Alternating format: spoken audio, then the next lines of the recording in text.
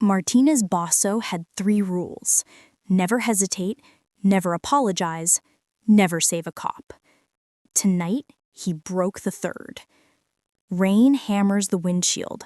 Thunder splits the sky over the Sicilian hills. Martinez drives alone, one hand on the wheel, cigarette burning between his fingers. The meeting is done. The deal is clean. The road ahead, empty. He doesn't listen to music, doesn't need company, just the hum of the engine and the rhythm of his own thoughts. The cigarette tastes like ash. He stubs it out. Lightning flashes. For a moment, the world is white. Then he sees it. Flashing lights, red and blue, barely visible through the rain. Martinez slows. Every instinct says, keep driving, you don't stop for police, you don't get involved, you ghost through the world and leave no trace. But something pulls at him. The lights aren't moving, no sirens, just the pulse of color cutting through the storm. He stops the car. 50 meters ahead, a police cruiser lies twisted against the guardrail, the front end crumpled, driver's door peeled open like cheap metal, shattered glass scattered across wet asphalt. Smoke rises from the hood. Martinez steps out into the rain. His coat soaks through immediately. He doesn't care. He approaches slowly, deliberately, eyes scanning for threats, for witnesses, for anything that doesn't fit. The cruiser is empty at first glance. Then he sees her. Chief of Police Kathy T. Parham slumped half out of the driver's seat, one arm draped across the console. Blood soaks her uniform, dark, spreading. Her face is pale, lips parted, eyes barely open. Martinez knows that face. He's seen it in newspapers, on wanted posters, across interrogation tables in his nightmares. The woman who's hunted him for 3 years. The woman who swore she'd see him rot in a cell. Her eyes flutter. Focus on him. Don't recognize him. Not yet. She whispers, barely audible over the rain, Don't let them win." Martinez stands there, silent, calculating. He should walk away. She's the enemy, the law that killed his brother, the system that protects killers with badges and buries men like Carlo in unmarked graves. But her hand moves, reaches weakly toward the radio, fingers trembling. And Martinez hears his brother's voice, clear as the thunder overhead. "Never leave the fallen." He kneels beside her. "How bad?" His voice is calm, clinical. Kathy's eyes widen slightly. She tries to speak. Blood bubbles at the corner of her mouth. Martinez assesses the damage. Deep laceration across her abdomen, vest punctured, likely knife or shrapnel, broken ribs, internal bleeding, maybe worse. She's losing blood fast. He pulls off his coat, rips the silk lining, presses it hard against the wound. Kathy gasps. Her hand claws at his wrist. "Stay with me," Martinez says. "I've seen worse. You're not dying tonight." "Who?" Her voice breaks. "Doesn't matter. Talk to me. Who did this?" "Ambush," she coughs. Red splatters his hand. 2 cars, 6 men. They said, "Make sure she's dead." Martinez's jaw tightens. He works faster. From his car, he retrieves a small leather case. Inside, hemostatic gauze, trauma bandages, surgical clamps. Military grade. The kind you don't ask questions about. He packs the wound. Kathy screams. He doesn't stop, can't stop. If he stops, she dies. How long ago? 10, maybe 15 minutes? Not good. They'll come back, verify the kill, clean the scene. Martinez wraps the pressure bandage tight. Field dressing. Not pretty, effective. The bleeding slows. "Can you move?" Kathy shakes her head weakly. "Can't feel my legs." Shock or spinal damage. Either way, she's not walking. In the distance, headlights, coming fast. Martinez makes a decision. He lifts her. She's lighter than expected, dead weight. He carries her to his car, lays her across the back seat, covers her with a dark tarp. "Stay quiet," he says. "Don't move. Don't breathe loud." Kathy's eyes meet his, confused, frightened, but she nods. Martinez slides into the driver's seat, calm, controlled, hands steady on the wheel. The headlights grow closer. 2 vehicles, black SUVs, windows tinted. They slow near the wreck. Doors open, 4 men step out. Tactical gear, suppressed weapons. One of them, tall, scar across his jaw, approaches the cruiser, looks inside, frowns. Where's the body? Another man circles the vehicle, kicks at broken glass. "She was here. I saw her go down." Scarface pulls a radio. "We've got a problem. Target's missing." A voice crackles back, static, anger. The men spread out, searching, flashlights sweeping the tree line. Martinez's engine is still running, low idle, almost silent. One of the men turns, squints through the rain, sees the car. For a moment, their eyes meet. The man raises his weapon. Martinez floors it. The car fishtails, tires scream, then grip. The engine roars. Gunfire cracks the night. Bullets spark off metal. Rear window shatters. Martinez doesn't flinch. He takes the turn hard. The car slides, corrects, accelerates. Behind them, the police cruiser explodes. Fireball lights the forest. Thunder and flame. Martinez watches in the rearview mirror. The men silhouetted against the blaze, then gone, swallowed by rain and distance. He drives in silence, 10 kilometers, 20, until the mountain road flattens and the city lights appear like fallen stars. In the back seat, Kathy's breathing is shallow, labored, but steady. Martinez glances back. Her eyes are closed, face ghostly pale. He reaches for his phone, dials a number he hasn't called in years. 3 rings. A voice answers, wary. "Yeah? It's me. I need a clean room, medical supplies, no questions." Pause. "You hurt?" "No." "Then who?" "No questions." The line goes quiet. Then, "Address incoming, 1 hour." Martinez hangs up, lights another cigarette. The smoke curls in the dark. For the first time in 8 years, since Carlos' funeral, since the day Mercy died in him, Martinez Basso breaks his own code. He saves the life of his enemy, and in doing so, sets in motion a chain of events that will tear both their worlds apart. Kathy wakes to white. Sterile lights, ceiling tiles, the smell of disinfectant and something metallic underneath, blood, maybe her own. Beeping, steady, mechanical, a heart monitor counting the seconds she's still alive. She tries to move. Pain explodes across her abdomen, sharp, blinding. She gasps.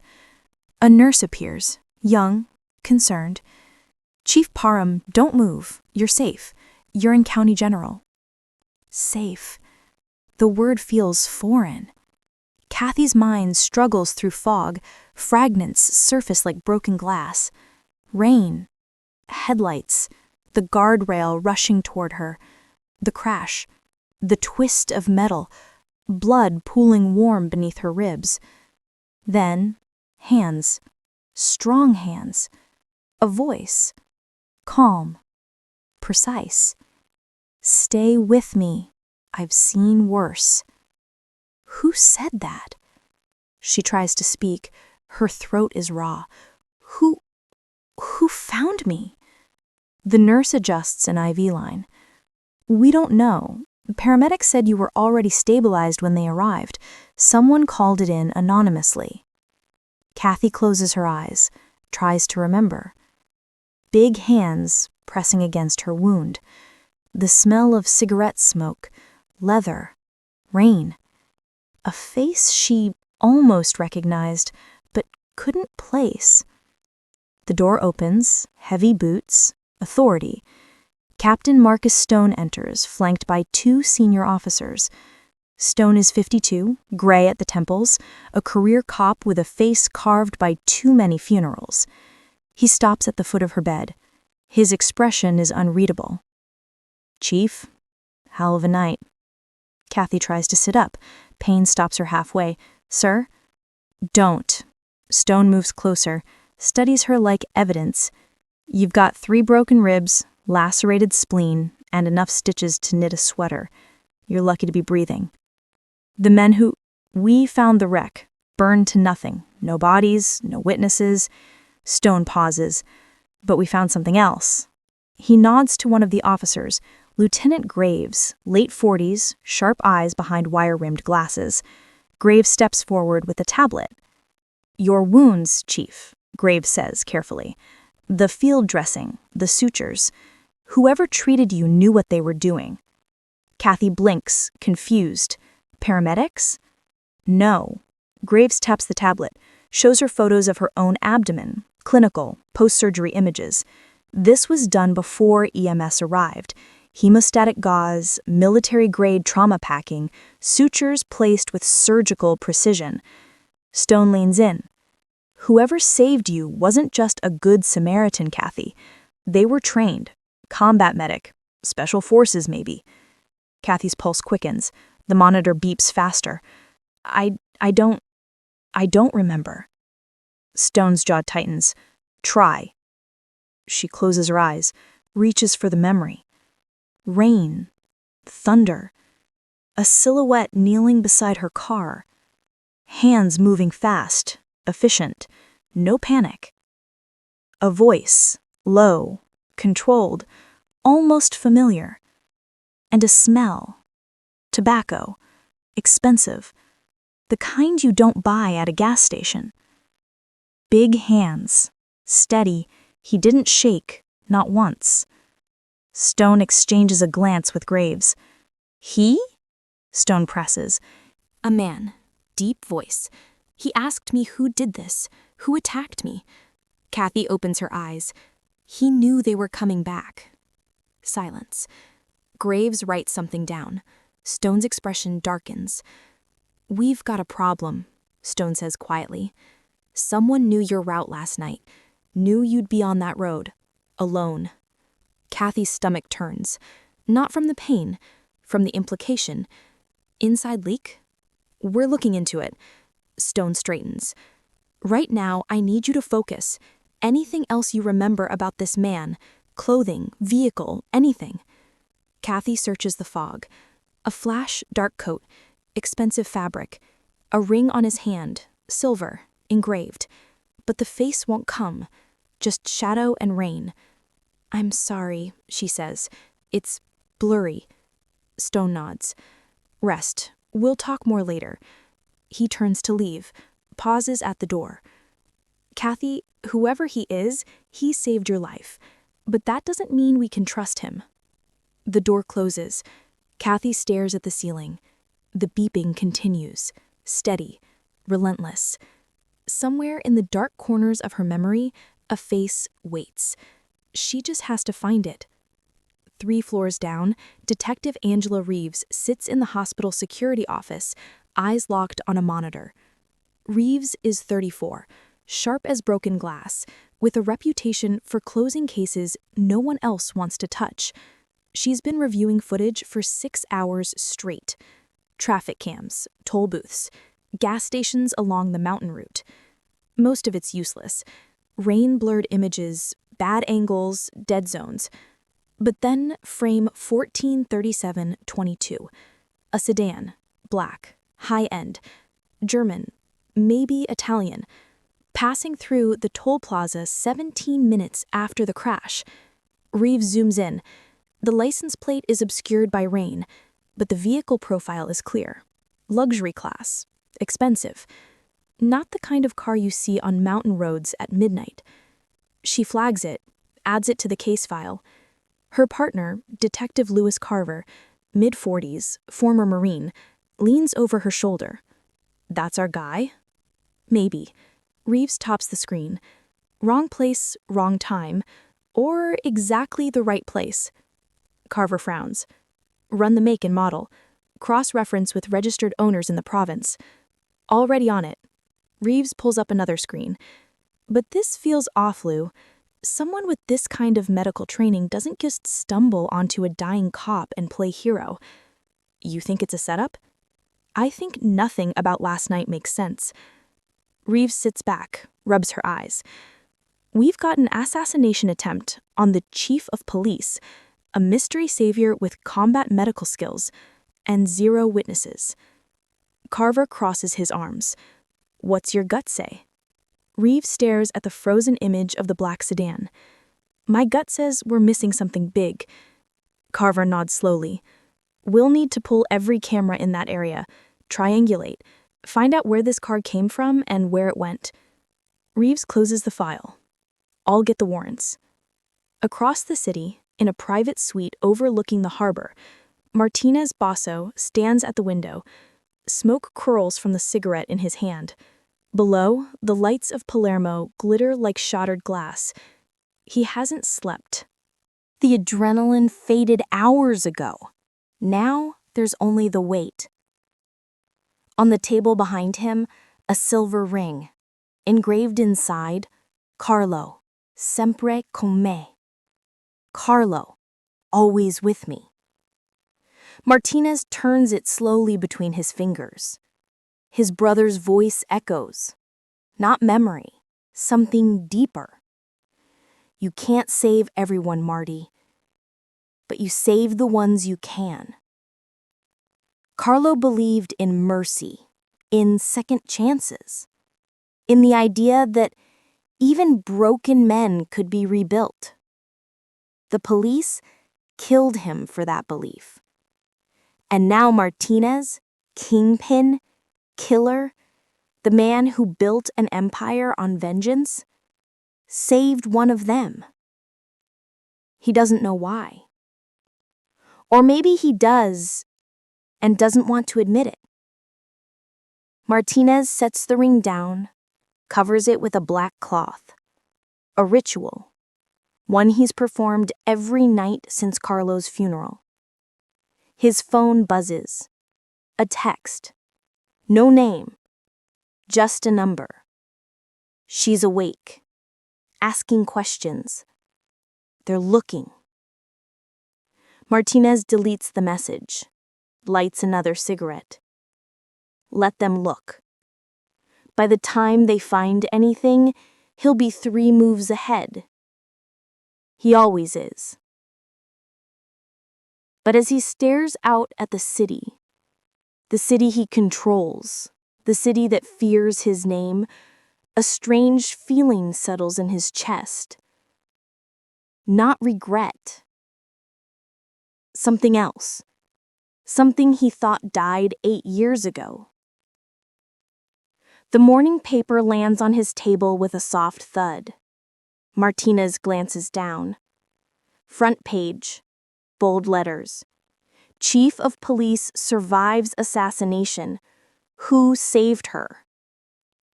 Beneath it, a grainy photo. The crash site. Police tape. Speculation. Martinez folds the paper, closes it, and walks away. The conference room at police headquarters smells like stale coffee and fury. Captain Stone stands at the head of the table, hands pressed flat against the surface. Around him, 12 senior officers, 2 detectives, and a palpable sense of failure. Let me make this simple, Stone says, voice tight. Someone tried to kill our chief of police. They knew her route, they knew her schedule, and they damn near succeeded. Silence. Detective Reeves sits near the end of the table, laptop open, files spread in front of her. She's been awake for 36 hours straight. It shows. What do we have? Stone asks. Reeves stands, clicks through slides on the projector. Crash occurred at 23:47 hours. Chief Parham was alone, returning from a meeting with the district attorney. The attackers used 2 vehicles, both reported stolen 3 days prior. No prints, no DNA. Professional. And the mystery savior? Stone's jaw tightens. Still working on it. Reeves switches to the next slide. The grainy toll cam image of the black sedan. This vehicle passed through the nearest toll plaza 17 minutes after the crash. Wrong time, wrong place, or exactly right, finishes Lieutenant Graves. Stone turns to the room. I want every camera within 10 kilometers pulled. Every gas station, every traffic light, every doorbell. Someone saw something. Deputy Captain Vincent Morelli clears his throat. Mid-50s, thick mustache, 28 years on the force. Well-liked. Too well-liked, some say. Captain, with respect, we're chasing shadows. Maybe it was just a civilian. Good Samaritan. Doesn't want the attention. Stone's eyes narrow. A good Samaritan with combat medical training? Morelli shrugs. Ex-military. Plenty of those around. Reeves watches him carefully. Something in his tone. Too casual. Too dismissive. Deputy Captain, she says slowly. Were you aware of the chief's schedule that night? Morelli's smile doesn't reach his eyes. Of course, I coordinate most of her security details. But she wasn't under protection last night. She declined it, said the meeting was low profile. Morelli spreads his hands. Not unusual. Chief doesn't like shadows. Stone cuts in. From now on, she doesn't get a choice. Full detail, 24/7. Morelli nods. Understood. But Reeves is still watching him. The way his fingers tap the table, the way he won't quite meet her eyes. She makes a mental note. Stone addresses the room. The mayor's office is breathing down my neck. Media's in a frenzy. We need answers. Fast. He pauses, lets the weight settle. And if I find out someone in this department had anything to do with this, his voice drops to a razor's edge, then God help them. The meeting ends. Officers file out.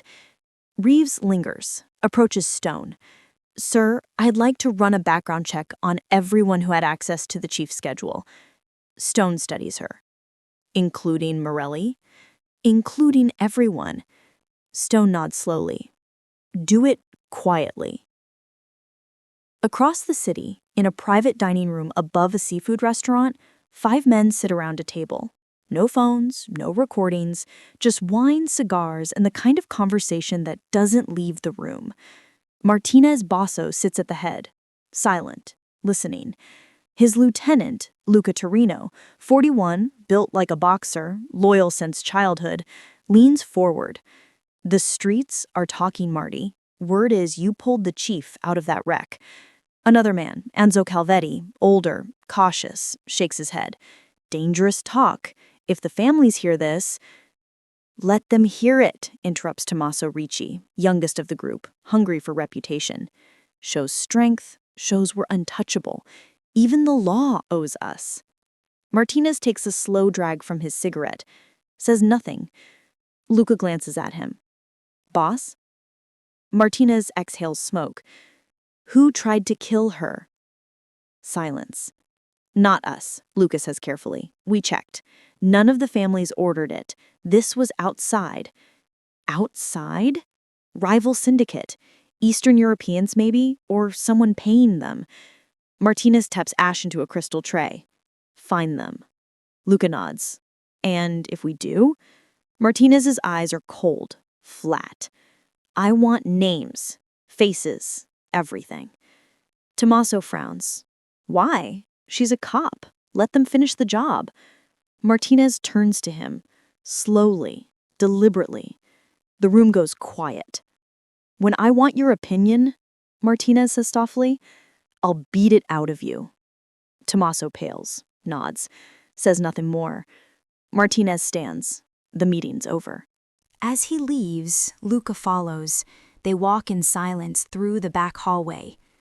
Martinez, Luca says quietly. People are asking questions. Why you saved her. What it means. Martinez stops, turns.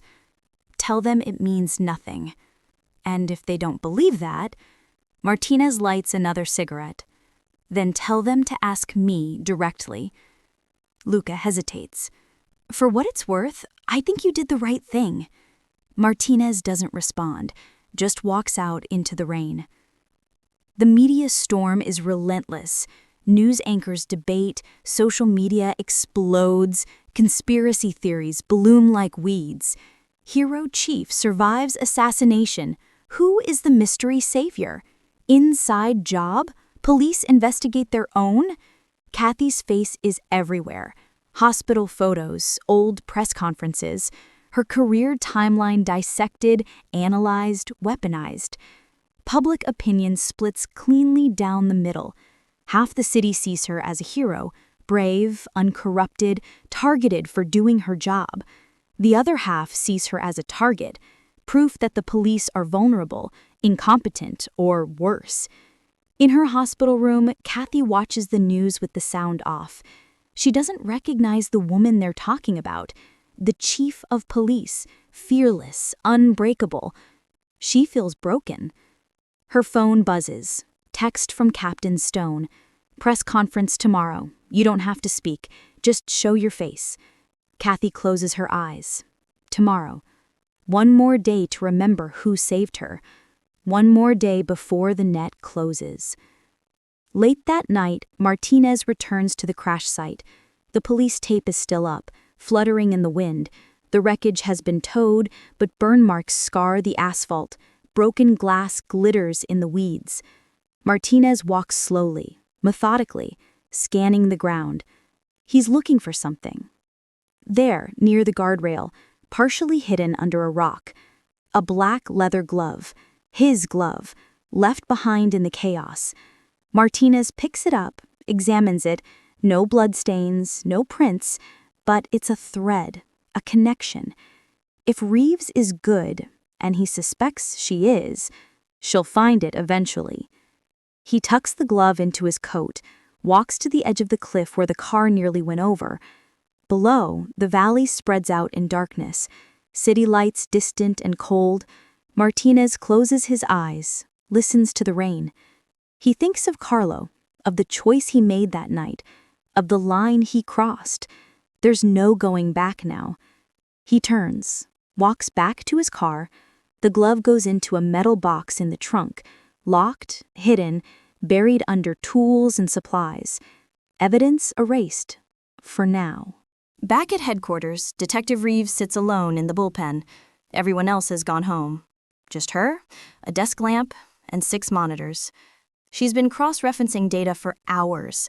Traffic patterns, surveillance logs, personnel schedules. Then she sees it.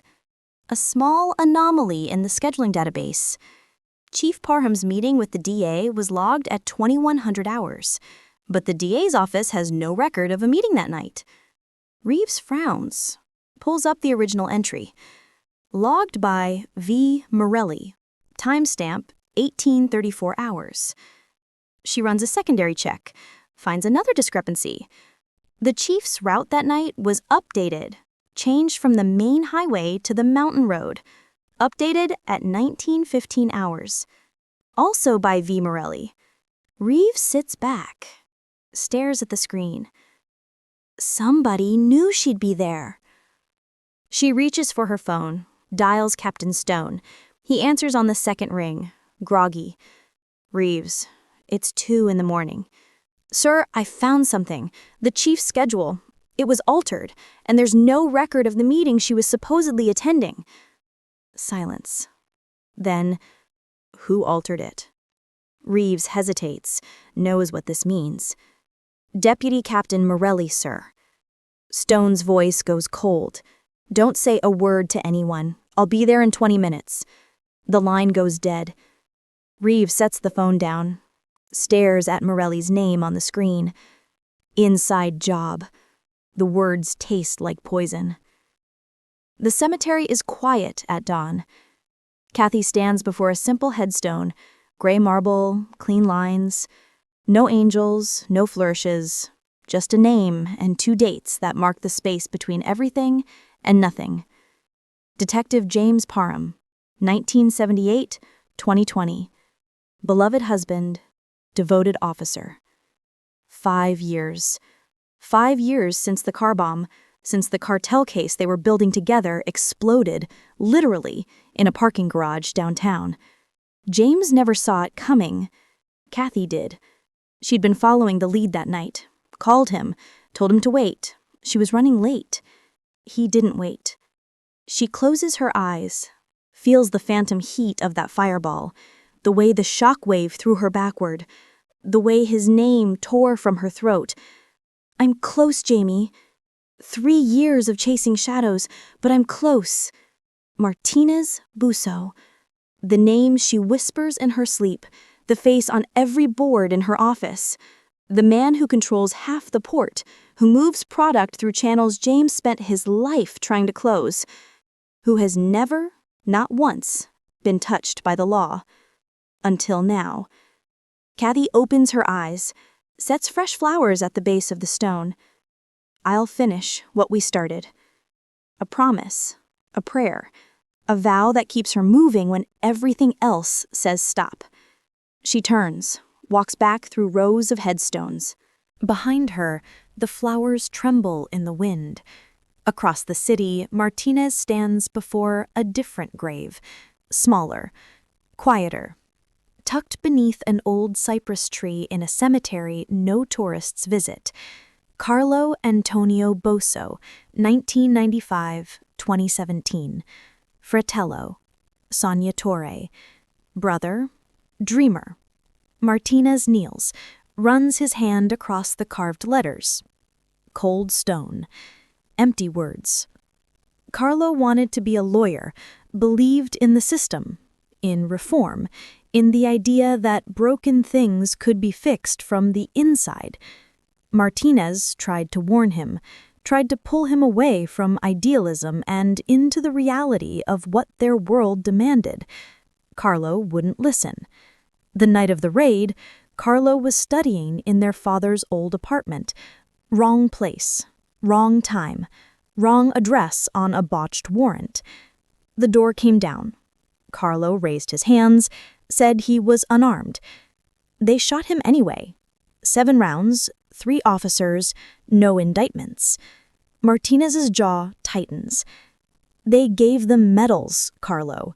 Said it was justified. Said you matched a description. He places a single white rose on the grave. I built this empire on their corruption. Every brick is a name. Every dollar is revenge. The wind shifts, carries the scent of rain. Martinez stands, adjusts his coat. And now I saved one of them. You'd laugh at the irony. He walks away without looking back. Kathy's office. Late afternoon. She pins a photograph to the evidence board. Martinez Bosso, mid-40s, sharp suit, cold eyes. Taken from surveillance 3 months ago outside a shipping warehouse. Around his photo, strings of red yarn connecting to shell companies, money trails, suspected associates. She steps back, studies the web. Who are you? She whispers. Detective Reeves knocks, enters without waiting. Chief, we need to talk. Kathy turns, sees the look on Reeves's face. What is it? It's Morelli. Meanwhile, across town, Martinez sits in his office. Dark wood, expensive scotch. Silence. On his desk, a faded mugshot. Black and white, an officer, young, arrogant. Officer Vincent Morelli, 1998. Martinez has kept this photo for years. A reminder, a debt unpaid. Morelli was one of the officers on the raid that killed Carlo. Not the shooter, but he was there. He signed the report. He walked away clean. Martinez's phone buzzes. A text from Lupa. Found something. Call me. He dials. Talk. Luca's voice is careful. The hit on the chief, we traced it back through 3 layers. Eastern Syndicate, yeah, but the intel, the schedule, the route, came from inside. Inside where? Inside her department. Martinez's hand tightens on the phone. Name. Martinez closes his eyes. Thinks, find me proof. I want records, messages, money, anything that ties them. Boss, why? She's a cop. Let them eat their own. Just do it. He hangs up, stares at Morelli's photo. The rot starts at the top. Always has. Detective Reeves sits across from Deputy Captain Morelli in a small interrogation room. Not formal, not yet. Just clearing up some details, Reeves says lightly. Morelli leans back. Casual. Happy to help. The chief's schedule. You updated her route that night. Why? Road construction on the main highway. I rerouted to avoid delays. There was no construction that night. Pause. Morelli's smile falters. Must have been misinformation. I got a call from traffic management. We checked. No such call. Silence now. Heavier. You saying I'm lying, detective? Reeves holds his gaze. I'm saying the details don't match. Morelli stands. If you have questions, file them through my attorney. He walks out. Reeves watches him go. Outside, in the hallway, Lieutenant Graves approaches quietly. Reeves, be careful with Morelli. Why? Graves glances around, lowers his voice. Word is he's got side income. Real estate deals, cash businesses. Nothing proven, but he lives better than his salary allows. Reeves nods slowly. Thanks. Graves walks away. Reeves pulls out her phone, opens the case file. She's missing something. She can feel it.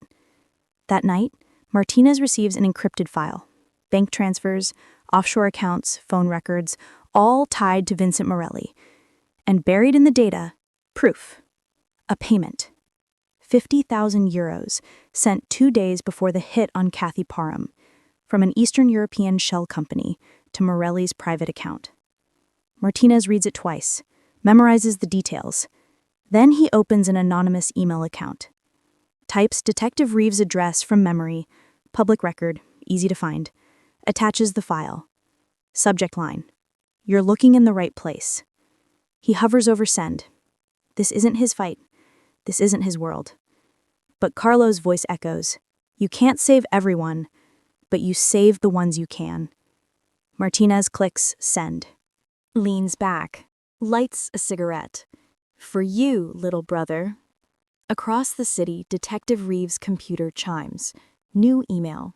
Unknown sender. She opens it. Reads. Her eyes widen. Captain, she shouts. Captain Stone, get in here, now. Detective Reeves stares at the screen until her eyes burn. Phone records, bank statements, offshore wire transfers, toll cam timestamps that place Morelli's personal vehicle near the crash site, 30 minutes before the attack. Every piece fits. Captain Stone stands behind her, reading over her shoulder. His knuckles are white against the back of her chair. Son of a bitch, he whispers. Reeves scrolls through the final document. A payment record. 50,000 euro. Transferred from a shell company registered in Prague to an account in Morelli's wife's maiden name. 2 days before the hit. He sold her out, Reeves says quietly. He gave her her route, her schedule, everything. Stone's jaw works. How solid is this? Ironclad. Forensic accounting confirms it. The phone records match. Even his GPS data puts him in position to coordinate. Stone straightens. Get a warrant. Now. I want him in cuffs before sunrise. Reeves nods, already dialing the judge. 4:47 a.m. 6 officers move through the pre-dawn darkness. Quiet. Efficient. No sirens, no lights. Deputy Captain Vincent Morelli lives in a gated community north of the city.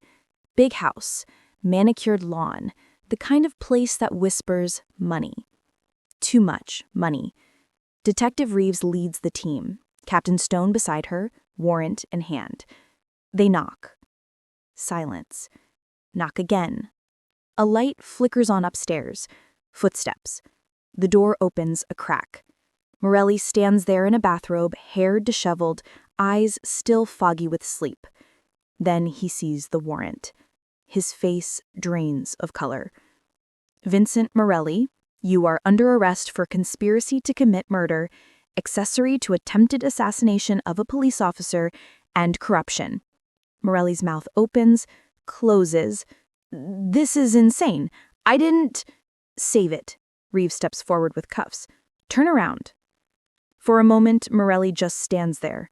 Then his shoulders sag. He turns. The cuffs click. Behind him, his wife appears at the top of the stairs, confused, terrified. Vince? What's happening? Morelli doesn't look at her, just stares at the floor as they lead him out. By 9 a.m., the media is in full frenzy. Top cop arrested in assassination plot. Deputy captain accused of betraying chief. Corruption at the highest levels. News vans circle headquarters like vultures. Cameras flash. Reporters shout questions that no one answers. Inside, the department is in shock. Officers whisper in hallways. Some refuse to believe it. Others remember small things. Morelli's expensive watch. His new car. The vacation home no one questioned. In interrogation room 3, Morelli sits across from Captain Stone and Detective Reeves. His lawyer, a sleek man in a tailored suit, leans forward. My client maintains his innocence. These charges are fabricated, a setup. Stone drops a folder on the table. Bank records, phone logs, GPS data. Your client sold out Chief Parham to a criminal syndicate. Morelli finally speaks. His voice is hollow. You don't understand. They have leverage. I didn't have a choice. Who? Reeves demands. The syndicate. Eastern Europeans. They've been operating in the port for months. They have people everywhere. Names. Morelli shakes his head. If I talk, I'm dead. My family is dead. Stone leans in. You should have thought of that before you put a target on your chief's back. Morelli's hands tremble. It wasn't supposed to go this far. They said they just wanted information, said they'd pay off my debts. I didn't know. You knew enough. Reeves slides a photo across the table. The wire transfer. 50,000 euro. 2 days before the hit. Morelli stares at it. Says nothing. His lawyer clears his throat. We'd like to discuss a plea arrangement. Stone stands. He can discuss it with the prosecutor. Get him out of my sight. Kathy watches the interrogation through one-way glass. Her hands grip the edge of the table, knuckles white. Morelli, her deputy, the man who coordinated her security for 3 years, the man who sold her out. She feels sick. Captain Stone exits the interrogation room, sees her standing there. Chief? Her voice is tight. How long? How long was he dirty? We're still tracing. At least 6 months, maybe longer. Kathy closes her eyes. He sat in my office, briefed me on threats, coordinated my protection, and the whole time? I know. She opens her eyes and looks at Stone. Who turned us in? Stone exchanges a glance with Reeves. Anonymous tip, Reeves says carefully. Someone sent us the evidence. Encrypted email, untraceable. Kathy frowns. Someone from inside? No, Reeves hesitates. Someone from outside.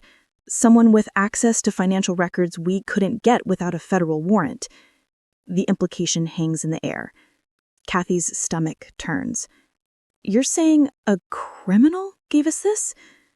I'm saying someone wanted Morelli exposed, and they had the resources to do it. Kathy stares through the glass at Morelli, broken, pathetic. Relief wars with shame. Relief that the traitor is caught. Shame that it took an outsider, a criminal, to expose the rot in her own department. Find out who sent it, she says quietly. We're trying. Reeves pulls out her tablet. The IP trail terminates in a dead zone, routed through 6 proxies. Professionally done. Kathy nods. doesn't trust herself to speak. Across the city, in the back room of a small cafe near the docks, Martinez watches the news on a cheap television. The sound is off, just images. Morelli in cuffs, reporters swarming, Captain Stone's face grim and determined. Luca stands beside him. It's all over the news. They got him.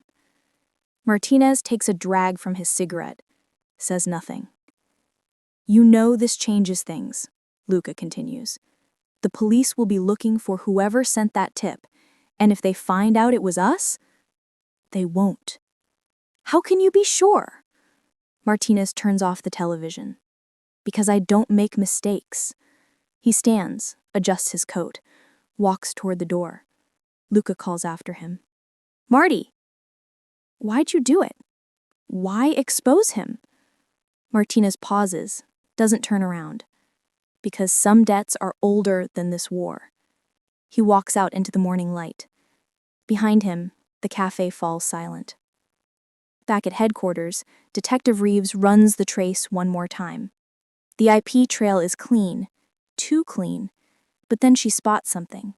A single frame from the tollcam footage, time-stamped the night of the hit. She zooms in. The black sedan, passing through, and on the rear bumper, barely visible, half obscured by rain, a small emblem, a luxury crest. Italian make, custom detailing. Reeves cross-references it against registered vehicles in the province. 3 matches. 2 owned by diplomats. 1 registered to a holding company. She clicks on the file. The holding company is a shell, but the vehicle profile matches perfectly. And buried in the ownership records, a name. M. Boso Enterprises. Reeves stares at the screen. Her pulse quickens. She reaches for her phone. Dials Captain Stone. Sir, she says quietly, I think I know who saved the chief. The envelope arrives at Kathy's apartment at 3 a.m. No postage, no return address, just her name written in careful block letters. She finds it wedged under her door when she gets up for water. Can't sleep, ribs still aching, mind churning through Morelli's betrayal and the ghost of her mystery savior. Inside, a single photograph. Her sister's house, daytime, suburban street. Nothing unusual except, in the corner, barely visible, a man, dark clothes, watching from across the street. And on the back, written in the same careful hand, they know where she lives. Kathy's blood turns to ice. She calls her sister immediately. Jennifer answers on the 4th ring, voice thick with sleep. Kathy? What? Pack a bag. Now. Don't ask questions. Get David and the kids and go to Mom and Dad's. Right now, Jen. Silence. Then Jennifer's voice, suddenly awake. What's happening? I can't explain. Just do it. Please. 30 minutes later, Jennifer calls back. We're here. Kathy, you're scaring me. I know. I'm sorry. Stay there. Don't leave. I'll explain everything soon. She hangs up, stares at the photograph. Someone is watching, and they want her to know it. Captain Stone's office, 7 a.m. Kathy drops the photo on his desk. He picks it up. His jaw tightens. When did this arrive? Last night. No postmark, hand-delivered. Your sister? Safe. At our parents' house with protective detail. He nods. Sets the photo down carefully, like it might explode. We'll put your family in protective custody. Full detail. Safe house if necessary. No. He looks up. Chief? Think about it, Captain. Kathy leans forward, voice low. They found Jennifer's address. They delivered this to my apartment. A building with security cameras and badge-only access. They're inside our system. They're watching us. Stone's expression darkens. You're saying we can't trust our own protection? I'm saying Morelli wasn't working alone. The words hang between them. Stone sits back, slowly. What are you suggesting? Kathy hesitates. The idea forming in her mind is insane, reckless, career-ending. But it's the only option that makes sense. I need to go off book, she says quietly. Absolutely not. Captain, you want to, what? Disappear? Run? We have resources. Resources that leak, Kathy's voice sharpens. Every move we make, they're 2 steps ahead. Whoever's targeting me has eyes inside this department. You know it, I know it.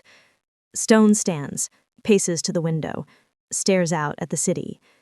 So what's your play? Kathy takes a breath. I need to make contact with someone outside the system, someone with their own intelligence network. Stone turns, studies her. Understanding dawns slowly. You want to approach Martinez Basso? Not want, need. Jesus, Kathy. You're talking about making a deal with the devil. I'm talking about keeping my family alive. Silence. Stone walks back to his desk, sits heavily. If this blows up, it won't. You'll lose everything, your career, your reputation, possibly your freedom. I know. He searches her face, sees the resolve there, the desperation. Finally, he nods. How do you even contact him? Kathy reaches into her jacket, pulls out a small card, cream-colored, expensive paper, a single phone number embossed in silver. Reeves found this in the evidence from that black sedan, tucked in the glove box of a car registered to one of his shell companies. Stone stares at it. You think he left it there deliberately? I think he knew we'd find it eventually. Kathy pockets the card. And I think he's been waiting for me to call. The old San Marco church sits on the edge of the industrial district, abandoned since the earthquake, forgotten. Kathy arrives at midnight, alone, against every protocol she's ever followed. Her weapon is holstered under her coat. Not that it would help if this goes wrong. The church doors are unlocked. Inside, darkness, broken pews, moonlight streaming through shattered stained glass. And at the altar, a figure, Martinez Basso. He stands with his back to her, hands in his coat pockets, still, patient. You came, he says, without turning. You knew I would. Kathy walks forward slowly, stops 10 feet away. The photograph, that was you. A warning. He turns. His face is half shadow, half light. They're planning another attempt. This time they'll target your family, make you watch. Kathy's hands clench. Who are they? The same syndicate that paid Morelli. Eastern European operation, expanding into the port. They see you as an obstacle. Why do you care? Martinez's expression doesn't change. I don't. Then why warn me? He takes a step closer, now just 5 feet away. Because I have my own problems with them. They're moving into my territory, undercutting my operations, using violence I didn't authorize. Understanding clicks into place. You want them gone. And you want your family safe. Martinez spreads his hands. We have aligned interests. Kathy's laugh is bitter. Aligned interests. Is that what we're calling it? What would you call it? She meets his eyes. A deal with the devil. Martinez's smile is thin. Then hell must be desperate. They stand in silence, the weight of unspoken history between them. Finally, Kathy speaks. What do you want in exchange? Information. Access to police intelligence on the syndicate's operations. And, he pauses, your word that certain men will disappear from the system. You mean escape prosecution. I mean vanish. Permanently. Martinez's voice is flat, clinical. There are people who will never see justice through your courts. People who hurt children, who traffic in misery. The law protects them with technicalities and procedures. Kathy's stomach turns. You're asking me to look the other way while you execute people? I'm offering to remove monsters your system can't touch. That's not justice. No. Martinez steps closer still, now just 5 feet away. Something older, something your brother understood. Kathy's breath catches. Don't you dare. James Parnham. Martinez's voice softens slightly. Good cop. Honest.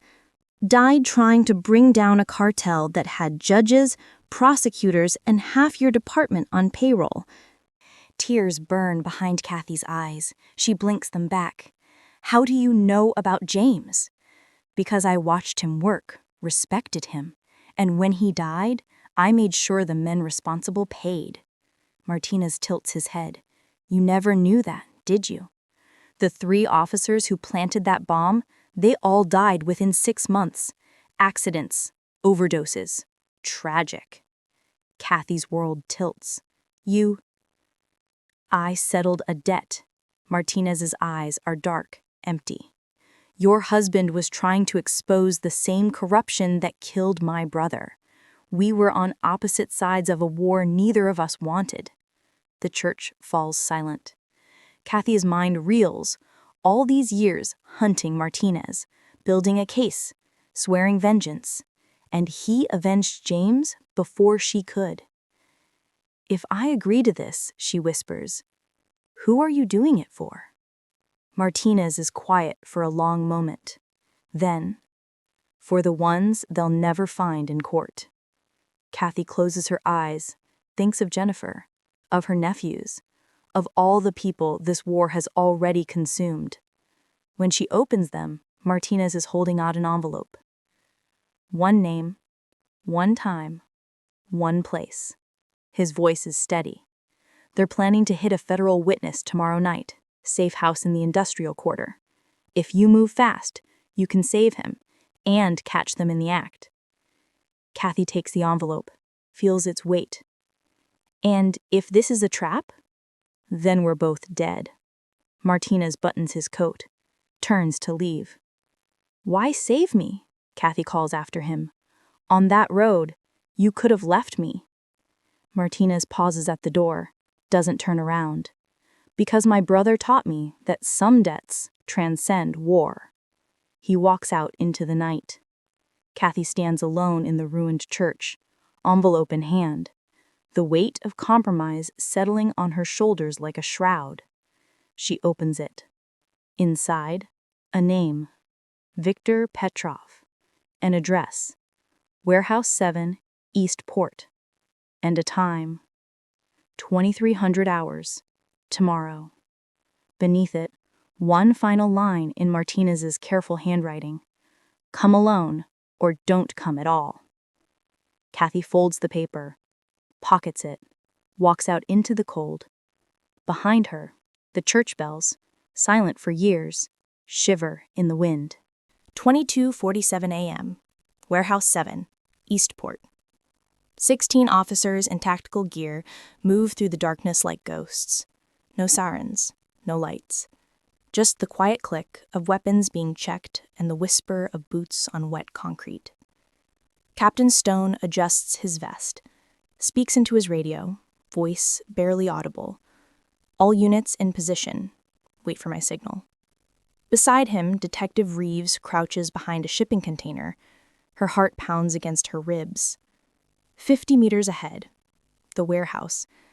Lights on inside, shadows moving past grimy windows. Confirmed targets? Stone asks. Reeves checks her tablet. Thermal imaging shows 8 hostiles, one in the office upstairs, likely Petrov. The federal witness is in the back room, northeast corner.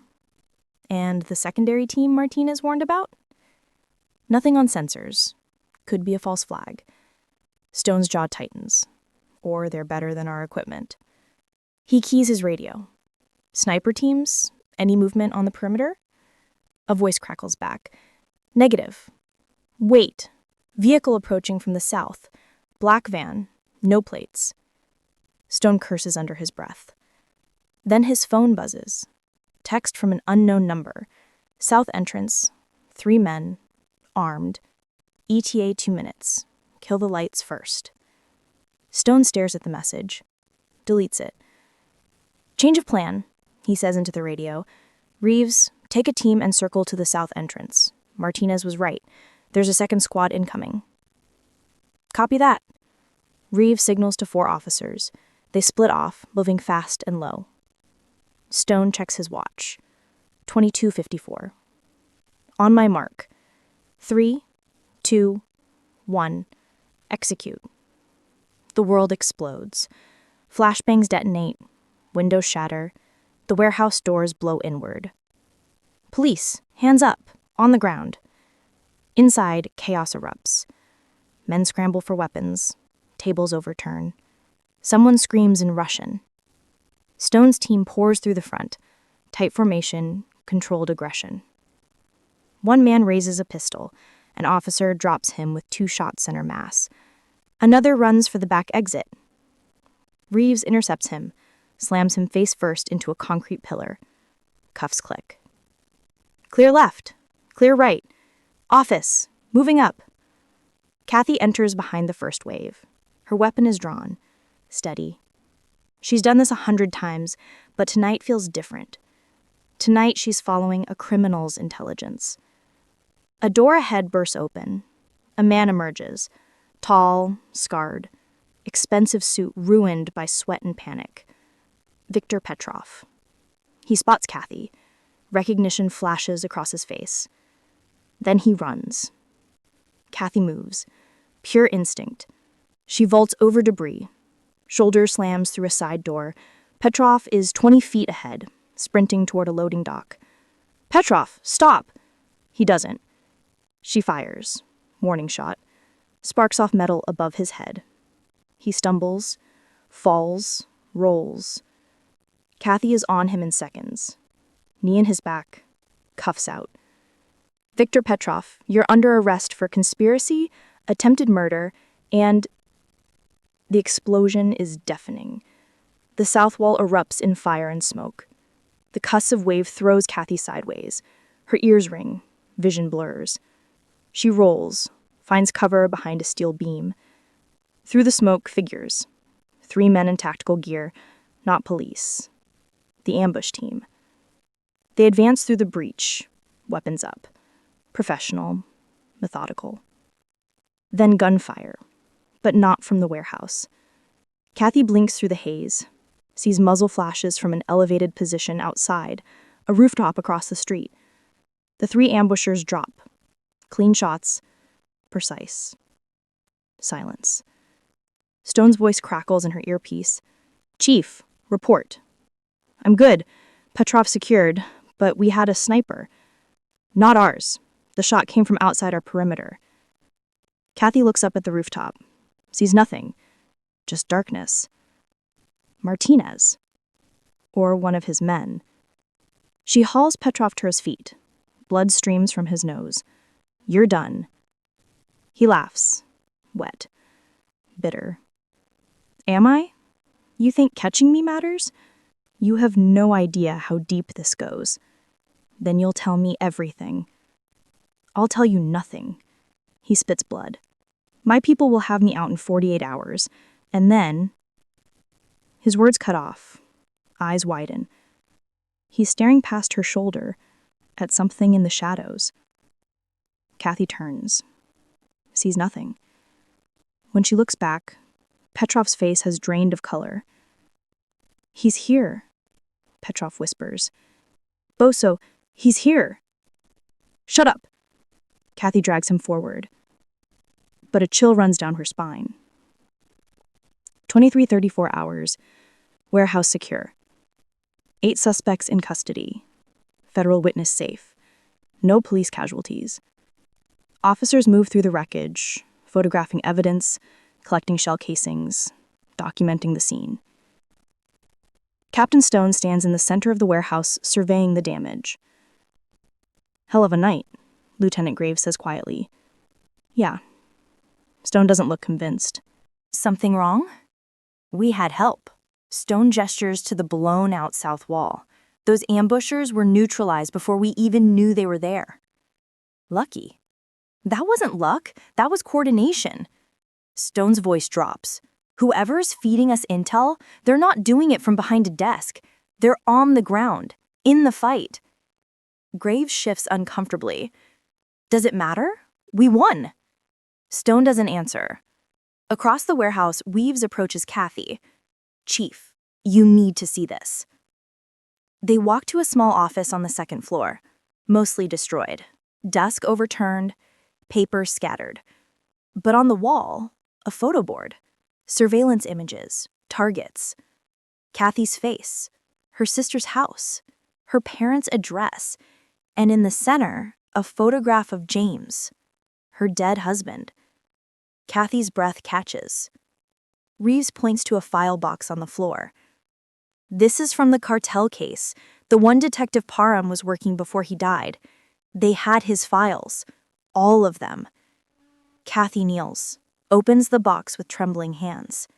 Inside, case notes, witness statements, evidence logs, everything James collected before the bomb. And on top, a small object wrapped in cloth. She unwraps it. James's watch, the one he was wearing when he died. She thought it destroyed in the explosion. But here it is, cleaned, polished, set to the exact time he died, 1947. A card beneath it, handwritten. Some debts are paid in silence. No signature. Kathy's vision blurs. She clutches the watch. Reeves touches her shoulder gently. Chief? Kathy's voice breaks. He knew. Martinez knew about James, about the case, about everything. How? Kathy looks up, tears on her cheeks. Because he's been watching, waiting, fighting the same war from the other side. Behind them, the warehouse groans, metals settling, the smell of cordite and rain. Outside, somewhere in the darkness, Martinez Boso watches through binoculars. He sees Kathy holding the watch, sees her break. He lowers the binoculars, turns away, disappears into the night. His debt to James Parham finally paid. 3 weeks later, the headlines write themselves. Major cartel network dismantled. Corrupt cop scandal expands. 5 more arrests. Chief Parham, justice will be served. Kathy stands in the evidence room, surrounded by boxes. Case files stacked floor to ceiling, each one a name, a crime, a thread in the web that nearly killed her. Detective Reeves enters with another box, sets it down with a heavy thud. That's the last of Morelli's financial records. Forensic accounting traced payments to 11 officers across 3 precincts. She wipes sweat from her forehead. This goes deeper than we thought. Kathy opens the box, flips through ledgers, bank statements, encrypted communications decoded by the FBI. Every page is another betrayal. How many good cops left? Kathy asks quietly. Reeves hesitates. Enough. Not the answer Kathy wanted, but the only honest one. Captain Stone appears in the doorway. Chief, you'll want to see this. They follow him to the Situation Room. On the main screen, a news broadcast. Breaking news from Prague. A body discovered in the Vltava River. Identified as Dmitry Volkov, head of the Eastern European Syndicate. Shot twice. Execution style. Czech authorities calling it organized crime retaliation. Stone mutes the broadcast. That's 5 key players in 3 weeks. Petrov's boss, his financier, his arms supplier, and now Volkov himself. Coincidence? Reeves asks. Not a chance. Stone looks at Kathy. Someone's cleaning house. Kathy stares at Volkov's face on the screen. Cold. Dead. Justice of a different kind. Any leads on who? None. Every hit is professional. No witnesses, no evidence. It's like they're ghosts. Stone crosses his arms. And here's the thing. Every target we've been investigating suddenly becomes easy to prosecute. Financial records appear, witnesses come forward. It's too clean. You think Martinez is behind this? Kathy says. I think someone is removing obstacles and making sure the legal system gets what it needs to finish the job. Pause. Question is, do we investigate our benefactor or do we accept the win? The room falls silent. Finally, Kathy speaks. Log it. Document everything, but don't pursue it actively. She meets Stone's eyes. We have enough fights on our hands. Stone nods slowly. Understood. Late that night, Kathy sits alone in her office. The building is empty, just the hum of fluorescent lights and the distant sound of traffic. She's writing her report, trying to find words for what happened, for choices that can't be justified but felt inevitable. Her desk phone rings. She picks up. Parham? Silence. Then a click. Dial tone. Kathy frowns, hangs up. That's when she sees it. An envelope. Cream-colored, expensive paper, sitting on the corner of her desk. She didn't hear anyone come in. Her hand moves to her weapon, checks the room. Nothing. Just shadows and silence. She opens the envelope carefully. Inside, a photograph. James's grave. Fresh flowers at the base, white roses, the headstone cleaned, the grass trimmed. And beneath the photo, a note, handwritten in that same careful script. For every law that breaks a man, mercy can rebuild one. M. Kathy's hands tremble. She turns the photo over. On the back, one more line. Your husband was a good man. He deserved better than what they gave him. I made sure they paid. Now his rest is honored. The tears come suddenly, violently. Kathy presses her palm against her mouth, trying to hold back sobs, but they break through anyway. Grief, relief, gratitude, shame. All of it crashing down at once. She clutches the photo to her chest, rocks forward, lets herself break in the darkness. For James, for Martinez's brother, for all the people caught between justice and vengeance, for the impossible choice she made and will never be able to undo. When the tears finally stop, she sits up, wipes her face, reads the note one more time. Then she folds it carefully, places it in her desk drawer, and locks it. Some truths aren't meant for official records. 200 kilometers north, in a small cemetery beneath ancient olive trees, Martinez Boso kneels before his brother's grave.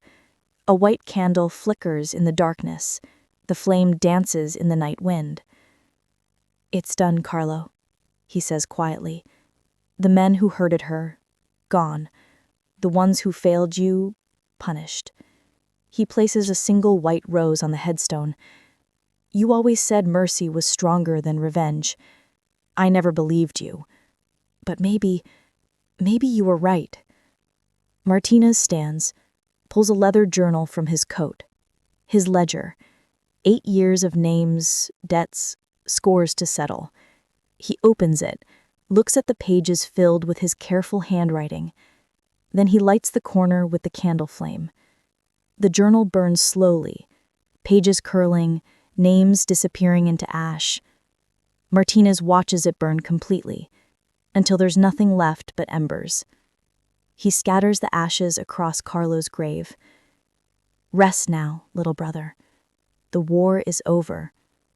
He turns, walks back to his car, a different vehicle now, nondescript, forgettable, the kind of car that doesn't get noticed. Martinez slides into the driver's seat, doesn't look back. He drives into the night. No destination, no plan. Just the road ahead and the weight finally lifting from his shoulders. Behind him, the candle flame gutters and dies. Kathy stands at her office window, dawn breaking over the city. The rose scent still lingers, faint, ghost-like. She thinks about Martinez, where he is now, if she'll ever see him again. Part of her hopes not. Part of her knows better. Captain Stone approaches, hands her a coffee. Rough night? Long night. She takes the cup, sips. Did we win, Marcus? Stone considers the question. We stopped the immediate threat, arrested the corrupt, saved lives. He pauses. But if you're asking whether justice was served, that's a harder question. Yeah, Kathy stares out at the city waking up. It is. They stand in silence, two soldiers in a war that never really ends. Below, the city moves on, unaware of the bargains made in darkness, the debts paid in silence, the mercy that looks like violence, and the violence that becomes mercy. Somewhere out there, Martinez Boso drives toward a horizon only he can see. And in her desk drawer, locked away, a note written in careful script waits. Evidence of an alliance that never officially existed. Proof of a debt that can never be repaid. A reminder that justice isn't always found in courtrooms. Sometimes it's found in the space between vengeance and forgiveness, in the choices we make when no good options remain, in the mercy we extend to our enemies, in the grace we receive from unexpected saviors. 1 year later, the auditorium is full, officers in dress uniforms, families, press cameras clicking softly in the back. Chief Kathy T. Parham stands at the podium, speaking with a calm authority that wasn't there before, tempered by fire, softened by understanding. Today we honor those who stood against corruption when it would have been easier to look away, she says, who chose integrity over convenience, who proved that this badge still means something. She presents awards, commendations, promotions. Detective Angela Reeves receives a medal for outstanding investigative work. Captain Stone is elevated to deputy commissioner. Lieutenant Graves takes over internal affairs, a position he accepts with solemn purpose. The department has changed. Smaller now, leaner. 12 officers fired, 7 arrested, 3 more under investigation. But what remains is stronger. Kathy can feel it, in the way officers hold themselves, the way they meet her eyes. Trust rebuilding slowly, brick by careful brick. After the ceremony, a young reporter approaches, eager, persistent. Chief Parham, there are still questions about the man who saved your life. Can you comment on— No. Kathy's voice is firm but not harsh. Whoever he was, he chose to remain anonymous. I'm respecting that choice. But the public deserves a police force they can trust. That's what we're building. Kathy nods politely. If you'll excuse me. She walks away, leaving the reporter unsatisfied. Some questions don't need answers. 2 months later, Kathy stands in a converted community center in the neighborhood where James grew up. The sign above the door reads, Parham Foundation, Victims Advocacy and Support. Inside, counselors, legal aid volunteers, support groups. People helping people navigate the aftermath of violence. Funded partially by the department, partially by anonymous donors. Kathy doesn't ask where all the money comes from. She suspects, but doesn't ask. A woman approaches, mid-30s, haunted eyes beginning to clear. Chief Parham, I wanted to thank you. Your people helped me testify against my ex-husband. He's in prison now. I'm starting to feel safe again. Kathy takes her hand. That's what we're here for. The woman smiles. Genuine. Fragile but growing stronger. After she leaves, Kathy stands alone in the lobby, looks at James's photo on the wall, his smile, his badge number beneath it. We're doing it, Jamie. Just not the way you imagined. In the underworld, Martinez Boso has become a ghost story. Some say he's dead. Others claim he's in South America. A few swear they've seen him in Berlin, Tokyo, Istanbul. The truth is simpler and more elusive. He vanished. His empire didn't collapse, it evolved. Lieutenants run operations under strict codes. No trafficking, no children, no unnecessary violence. A new order, built on old rules that somehow feel revolutionary. In a dingy bar near the docks, two low-level enforcers share drinks. You hear about Castellano? Tried to restart the protection rackets, disappeared 3 days later. The other one nods slowly. They say Boso's people still watch, still enforce. But Boso's gone. Is he? The second man stares into his drink. Or did he just change the game so thoroughly we don't recognize the rules anymore? Silence. He changed everything, the first man says quietly.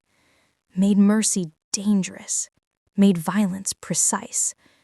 Showed us the difference between a criminal and a monster.